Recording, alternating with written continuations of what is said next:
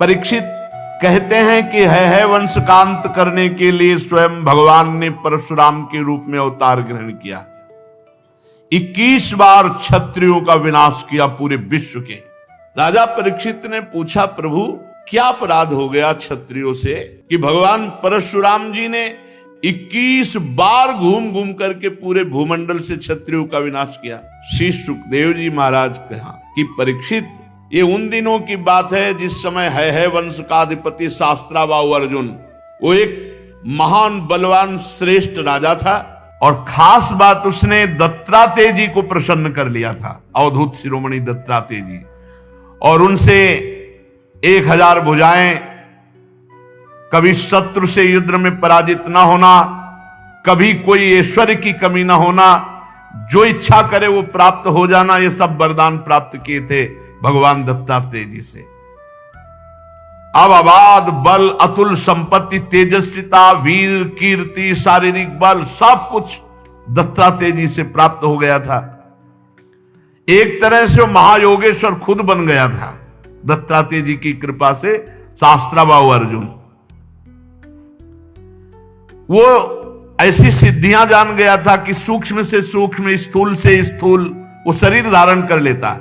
बड़ी सिद्धियां उसकी, वो वायु की तरह कहीं भी पहुंच जाता। ऐसी सिद्धियां दत्तात्रेय जी से प्राप्त की। एक बार एक गले में वैजंती माला डालकर बहुत सी सुंदर स्त्रियों के साथ नर्मदा जी में जल विहार कर रहे थे और उधर रावण नर्मदा के किनारे दिग्विजय करते हुए अपने तंबू लगाए हुए था। 500 भुजाएं इधर, 500 भुजाएं इधर, पूरी नर्मदा के जल को रोक दिया शास्त्राबाहु अर्जुन ने। रावण का शिविर डूबने लगा उधर। तो रावण ने पूछा, बिना वर्षा के कैसे बाढ़ आ गई उल्टा? बोले, महाराज एक वीर है जो स्त्रियों के साथ जल में खेल रहा, खेलते खेलते नर्मदा को उल्टा प्रवाहित कर। तो उनका हमसे बड़ा वीर कौन है? रावण बड़े घमंड में गया, अपने को बड़ा वीर मानता था और जाके शास्त्राबाहु अर्जुन से अब वीरता की बातें करने लगा। तो उन स्त्रियों को प्रसन्न करने के लिए खिलवाड़ में तो ऐसे रावण को पकड़ लिया शास्त्राबाहु अर्जुन ने, बंदर के समान एक पिंजड़े में बंद करके, और अपनी राजधानी माहिष्मती ले जा करके जहां घोड़े थे वहां पिंजड़ा रख दिया। पिंजड़े में 10 खोपड़ी वाले रावण को 20 भुजा, 1000 भुजा वाला शास्त्राबाहु अर्जुन, और सब सिद्धियां प्राप्त किए। तब महाराज पुलस्त जी को पता चला कि दिग्विजयी रावण घोड़सार में एक पिंजड़े में बंद है। तब जाके शास्त्राबाहु अर्जुन के सामने गए तो शास्त्राबाहु अर्जुन ने पूजन किया, क्योंकि पुलस्त ऋषि, तो उन्होंने आज्ञा करी कि छोड़ दो, हमारा नाती है। छोड़ दिया रावण को। अब शास्त्राबाहु अर्जुन का अभिमान बढ़ता चला गया, क्योंकि दिग्विजयी रावण जैसे को बंदी बना लिया। अब वो एक दिन शिकार खेलने के लिए अपने परिकर के साथ जंगल में गया तो प्यास लगी। तो पास में जमदग्नि जी का आश्रम था। तो जमदग्नि ऋषि के आश्रम में पहुंचे। मुनि ने देखा कि बहुत बड़ा राजा आया हुआ है, तो इसका स्वागत, राजा भगवान का स्वरूप है। अब जंगल में वो एक कंदमूल फल, तो कामधेनु जमदग्नि जी की गाय का नाम था। जो इच्छा करो वो प्रकट कर दे। अब मंत्री, सेना और राजा का स्वागत करना है तो वैसे ही सेवक, वैसे ही सामग्री, सब व्यवस्था। शास्त्राबाहु अर्जुन ने कहा कि बाबा जी के पास ऐसी व्यवस्था कहां से हो सकती है कि इतने सैनिक, इतने सेवक, इतनी धातुओं के पात्र और भोजन सब। बोले, कहीं कोई रसोईया नहीं, सब एक गाय का चमत्कार है। बोले, ऐसी गाय तो हमारे पास होनी चाहिए, संत के पास क्या। अब जमदग्नि मुनि का ऐश्वर्य कामधेनु से था, तो चिढ़ गया शास्त्राबाहु, जबकि प्रसन्न होना चाहिए कि इतना बढ़िया स्वागत किया। और उसने आदेश किया जमदग्नि ऋषि से कि कामधेनु हमारे सैनिकों को दे दो। जमदग्नि जी ने कहा, नहीं, ये तो यज्ञ के हविष्यान्न के लिए, अतिथि सेवा के लिए है। तो कहा मैं एक बार केवल कहता हूं, दोबारा छीन लेता हूं। शास्त्राबाव अर्जुन ने आदेश किया, कामधेनु को बंदी बनाकर ले चलो। अब कामधेनु डकराती हुई बलपूर्वक शास्त्राबाव अर्जुन महिष्मतीपुरी ले गए। जब शाम के परशुराम जी आए तो आश्रम सब उजड़ा हुआ। मां से पूछा तो उन्होंने बताया कि सारा का सारा दुष्टता का वृत्तांत शास्त्राबाव अर्जुन है वंशी। भयंकर फरसात हाथ में लिए हुए परशुराम जी जैसे किसी महामत वाले सिंह को कोई दबा नहीं सकता, ऐसे गरजते हुए महिष्मतीपुरी गए। अभी वो मस्ती में था कि प्रवेश ही नहीं कर पाया था कि भगवान परशुराम जी पहुंच गए। परशुराम जी की बड़ी विलक्षण झांकी थी। हाथ में परशुराम, मस्तक पर जटा का मुकुट, त्रिपुंड लगा हुआ।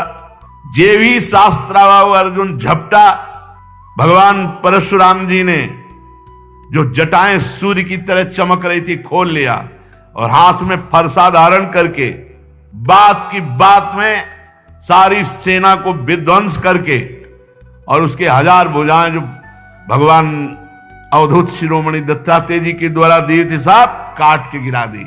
फरसे का ऐसा प्रहार कि कोई सामने नहीं बचा। बाहें जांघें सब काट काट के। परशुराम जी के बाणों से जब है पति का सर्वनाश हो गया तो 10,000 लड़के थे शास्त्राबाव अर्जुन के, 10,000। भगवान परशुराम जी तो 10,000 लड़के तो अभी नहीं थे इनके साथ, ये अलग थे। सब पूरे परिकर सहित शास्त्राबाव अर्जुन को मार डाला भगवान परशुराम जी ने। कामधेनु छुड़ाकर आश्रम में ले आए। महिष्मतीपुरी के शास्त्राबाव अर्जुन का विनाश बड़ा आश्चर्य में। जमदग्नि जी ने कहा, हाय हाय परशुराम, तुम क्या उपद्रव करते हो? अरे राम राम, वो राजा था, गाय ले जा रहा था, ले जाने देते, तुमने हत्या क्यों कर दी? राजा सर्वदेवमय होता है, तुमने अपराध किया। अरे हम लोग ब्रह्म ऋषि हैं, क्षमा हमारा बल है, संसार हमको इसीलिए पूजता है क्योंकि हम क्षमावान हैं। तुम्हारे ब्रह्मा जी भी क्षमा के बल से ही ब्रह्म पद पर स्थित है। ऋषियों की शोभा क्षमा होती है, ये सर्वशक्ति प्रदर्शन नहीं। भगवान तुम पर प्रसन्न हो, अब तुम तप परायण हो, तुमने अपराध किया, राजा का वध किया, ये ब्रह्म हत्या से भी बढ़कर है। जाओ तीर्थों का सेवन करते हुए तप करो और इसका प्रायश्चित कर डालो। भगवान परशुराम जी घुटने टेक कर जमदग्नि जी के आगे जो आज्ञा। अब 1 वर्ष तीर्थ यात्रा करके अपने आश्रम पर आए। परशुराम जी की माता रेणुका गंगा तट पर संध्या के लिए गंगा जल आदि लेने गई थी। वहां एक गलती हो गई माता जी से। आज सत्संग में कहा, नेत्र वाणी कान संभाल के नहीं अपराध बन सकता किसी से भी। तो वहां गंधर्वराज चित्ररथ अप्सराओं के साथ जल विहार कर रहा था। गंधर्वराज के जल विहार करते समय अंग प्रत्यंग और अप्सराओं की वो क्रीड़ा माता जी कुछ क्षण देखती रही। अच्छा लगा, बस कोई कामना नहीं हुई, कोई मलिनता नहीं आई, बस देखती रही, अच्छा लगा। और भूल गई कि संध्या का समय पतिदेव तर्पण आदि के लिए इसमें लिखा हुआ है कि उनका मन गंधर्वराजम क्रीडंतम मत्सरोभिर पश्यत, अच्छा लगा। विलोकयंती क्रीडंत मुदकार्थम नदीम गताहा, उनका मन खिंच गया चित्ररथ की इस अप्सराओं से केल। कहा जमदग्नि जी का एकांतिक भजन में स्वभाव, और माताजी ने जब चित्ररथ गंधर्व की केली देखी अप्सराओं से तो अच्छा लगा। बस ये संध्या का समय बीत गया। भगवान जमदग्नि जी इंतजार कर रहे हैं, ऐसा कैसे हो गया कि संध्या की अवहेलना हो गई और अभी तक रेणुका जल लेकर नहीं आई। अब जे ही होश आया जमदग्नि ऋषि को, भयभीत हो गई कि अब तो भारी अपराध बन गया। वो महर्षि के सामने आई, गंगा जल का कलश रखा, हाथ जोड़कर खड़ी हो गई। जमदग्नि मुनि ने कहा मैं देख रहा था तुम्हारा मन चित्ररथ गंधर्व की केली देखने में खिंच गया। तुम अपराधी हो, पापिनी हो, तुम एक ब्रह्म ऋषि की पत्नी होकर ऐसा कैसे देखा? इसका दंड है मृत्यु। ऐसा कठोर शासन। अन्य पुत्रों से कहा मार डालो इसको, रेणुका को। किसी भी पुत्र की हिम्मत नहीं है। इतने में तीर्थ यात्रा करके भगवान परशुराम जी आए, प्रणाम किया तो उनका बेटा मां और भाइयों को मार डालो। परशुराम जी ने कोई विचार नहीं किया, तत्काल मां और भाइयों के फरसे से गले उड़ा दिए। सत्यवती नंदन महर्षि जमदग्नि जी बहुत प्रसन्न हुए और कहा बेटा तुम्हारी जो इच्छा हो वरदान मांगो। परशुराम जी ने कहा मेरी मां मेरे भाई जीवित हो जाए, उनको ये पता भी न रहे कि मैंने वध किया है। तत्काल जीवित हो गए। भगवान परशुराम जी के ऐसा कहते हुए ऐसे उठ के बैठ गए जैसे सो के, पूरे सकुशल। परशुराम जी को पता था हमारे पिता जमदग्नि जी कितने महान पवित्र ऋषि और तपोबल संपन्न हैं। शास्त्राबाहु अर्जुन के वध का प्रायश्चित कर लिया था। परशुराम जी एकांत आश्रम के कोने में बैठकर ध्यानस्थ थे।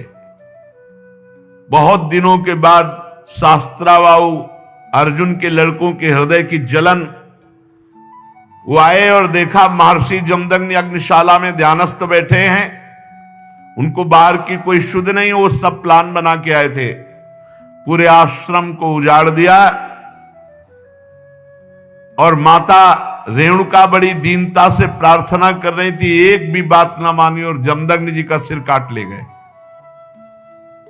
जमदग्नि जी ध्यानस्थ थे। बड़े नीच कार्य किए आश्रम में। रेणुका जी चीख पड़ी बेटा परशुराम। ध्यानस्थ थे भगवान परशुराम जी। उनका मां का करुण क्रंदन, भागे फरसा लेकर। जब नजदीक आए तो देखा जमदग्नि जी का सर काट ले गए। परशुराम जी को अत्यंत क्रोध। माता से कहा कि बिलाप मत करो, वीर पुत्रों की मां बिलाप नहीं करती। आज मैं प्रण करता हूं कि विश्व में क्षत्रियों का संहार कर डालूंगा, एक भी क्षत्रिय विश्व में नहीं रहेगा। अभी पीछे जो आप चरित्र सुन रहे थे उनमें एक घाघरा के नीचे माई के बालक क्षत्रिय छुपा लिया गया था। वो क्या उनका नाम विस्मरण हो रहा, जंघा में के पास छुपा लिया था, वही केवल बचा था। उसी से क्षत्रिय वंश चला, पीछे चर्चा में भी आया था। भगवान परशुराम जी ने भगवान शंकर का स्मरण करके संकल्प लिया कि विश्व में क्षत्रिय नहीं रहने देंगे। परशुराम जी माहेश्मतीपुरी में गए और 10,000 पुत्रों के अलग अलग सर काट करके रख दिए और पूरे नगर का विनाश कर दिया। भारी पर्वत ऐसे सिर का मुंड ऐसे इकट्ठा कर दिए काट काट के, और कहते जाते ब्रह्मघाती तुम्हारा विनाश परशुराम करेगा। रक्त की नदी बहा दी, इतने काटे। जो राजा थे, क्षत्रिय थे, ब्राह्मण द्रोही क्षत्रियों का हृदय कांप उठा। भगवान वर्तमान में जो क्षत्रिय असुर स्वभाव वाले हो गए थे उनके विनाश के लिए ही प्रकट हुए थे। इसलिए अपने पिता जमदग्नि के वध का निमित्त बनाकर 21 बार, एक बार घूम के काट डाला, फिर 2 बार घूम के, 21 बार पूरे विश्व में घूम करके 5 तालाब समंत पंचक में रक्त के बना दिए काट काट के। और फिर अपने पिता का सर जो सुरक्षित रखा हुआ था माता के पास, जोड़ा और पुनः जीवित कर दिया। पहले 21 बार क्षत्रियों का विनाश किया, फिर अपने पिता का सर ला के जोड़ा। और फिर बाद में सबके प्रायश्चित के लिए यज्ञ की और 7 दिशाएं जीत करके ब्रह्म ऋषियों को दान कर दी। इसके बाद यज्ञांत स्नान किया और समस्त पापों से मुक्त होकर मेघ रहित सूर्य के समान तेजस्वी परशुराम जी जमदग्नि जी को स्मृति रूप संकल्प में शरीर की प्राप्ति हुई। भगवान परशुराम जी से सम्मानित होकर उस सप्त ऋषियों के मंडल में 7वें ऋषि होकर आज भी विराजमान है। परीक्षित कमल लोचन जमदग्नि नंदन भगवान श्री हरि परशुराम बन करके आए और क्षत्रियों का विनाश करके जगत का मंगल किया। आज भी भगवान परशुराम जी विराजमान है महेंद्राचल पर्वत पर बड़े शांत स्वरूप। सिद्ध गंधर्व चारण उनके चरित्रों का गान करते हैं। सर्वशक्तिमान विश्वात्मा भगवान श्री हरि जब राम रूप में अवतार लिए और जब धनुष भंग हुआ तो अजगौ का खंडन सुनकर परशुराम जी के हृदय में क्षोभ हुआ कि फिर कोई क्षत्रिय ऐसा पैदा हुआ, क्योंकि वो सब विनाश लीला करके शांत। कौन ऐसा पैदा हो गया जो हमारे गुरु का अजगौ खंडन कर दिया। अब ध्यान के द्वारा, वहां फोन से तो मतलब नहीं, ध्यान के द्वारा देखा, बोले विदेहराज जनक की नगरी मिथिला पहुंच गए। इनके चलने से ही पृथ्वी कांपती थी। देख ले कि परशुराम जी आ रहे तो मतलब जितने भाग पाए नहीं, चरणों में लौट जाते थे अपने बाप बाबा का नाम लेते हुए। ऐसा सहजे चितवन मनोह रिसाने, ऐसे देख लिए तो समझ गए हमारी आयु पूरी हो गई। कोई भी हो, ऐसा रुद्र रूप भगवान परशुराम का। पिता सहित नाम लेकर सब दंडवत प्रणाम। महाराज जनक भी सब सीता जी को लाके, विश्वामित्र जी राम लक्ष्मण को लाके दंडवत कराई। भगवान परशुराम ने कहा, जनक इस सभा में कौन ऐसा है जो हमारे गुरु भगवान शंकर के अजगौ का खंडन करने वाला है। सारी सभा उसको छोड़कर अलग हो जाए या वो सभा को छोड़कर अलग हो जाए, नहीं अभी सारी सभा मारी जाएगी। अब तो कोई उनके ये थोड़ी था कि केवल भाषण ही दे रहे हो। उन्होंने 21 बार क्षत्रियों का, पूरी जनकपुरी में हाहाकार मच गया। जानकी जी को एकांत लेकर उनकी माता रोने लगी, सब बन गया था बिगड़ गया, नहीं तो बढ़िया बन गया था। अजगौ खंडन हो गया, राम जी के साथ सिया जी का ब्याह हुआ। बाहर उलरे चलाए दे रहे थे परशुराम जी। लक्ष्मण जी ने कहा, महाराज थोड़ा शांति धारण करो। शांति, ऋषि का स्वरूप शांत, घोर वेश धारण किए हुए हो, कैसे बार बार, ये ऋषियों की मर्यादा। अरे ये किसका लड़का है, हमको समझा रहा है। परशुराम जी हमको समझा रहा है, हमारा गीत न विश्वामित्र जी का बता दो हम कौन है। अरे लक्ष्मण जी ने कहा, गुरु जी के बताने की जरूरत नहीं, आप कई बार बता चुके हो। आपने तो अपने मुख से कई बार बताया कि आपने फरसा से क्षत्रियों को काटा, ये वो खूब बता चुके हो। महाराज यहां कुमड़ बतिया को नाही, जे तर्जनी देख मर जाही। ये बार बार उलरो मत, गुस्सा मत दिखाओ। यहां कुम्हड़ा की बतिया नहीं कि तुम्हारी तर्जनी उंगली देखने से हम, महाराज हम रघुवंशी हैं। जहां परशुराम जी का क्रोध बढ़ता वहां राम जी आगे आ जाते, हाथ जोड़कर विनय करने लगते। तब उन्होंने कहा, पहला फरसा तुम्हारे चलेगा।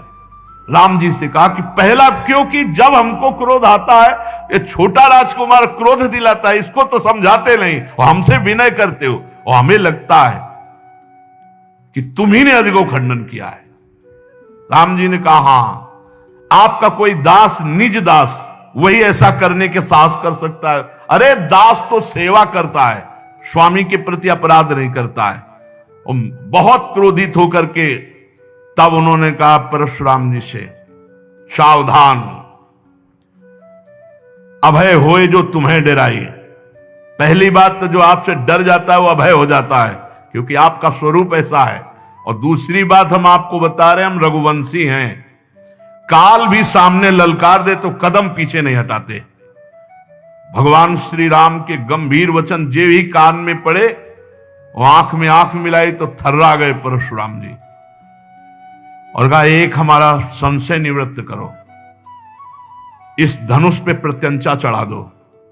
बस मेरे हृदय में कुछ संशय हो गया।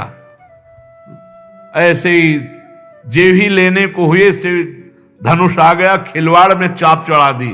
तो उनका भगवान श्री हरि के सारंग धनुष पर चाप केवल श्री हरि चढ़ा सकते हैं। आप श्री हरि हैं, आप हमारे भगवान हैं और भगवान के चरणों में झुके। और उस दिन जो चाप चढ़ा तो भगवान श्री राम ने कहा, आपकी आयु को नष्ट कर दे या आपके तप को नष्ट कर दे, क्योंकि बाण व्यर्थ नहीं जाएगा।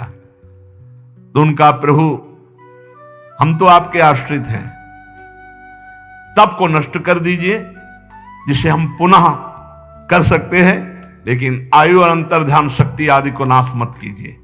भगवान ने परशुराम जी के तप को लक्ष्य बनाकर बेधा। उस दिन से आज भी शांत स्वभाव से बिना किसी को मारे काटे भगवान महेंद्राचल पर्वत पर विराजमान है। अगर आपको यह वीडियो पसंद आई हो तो इस वीडियो को लाइक करें और मेरे चैनल को सब्सक्राइब करें। आगे आने वाले समय में ऐसी ही और भी वीडियोस में अपलोड करूंगा।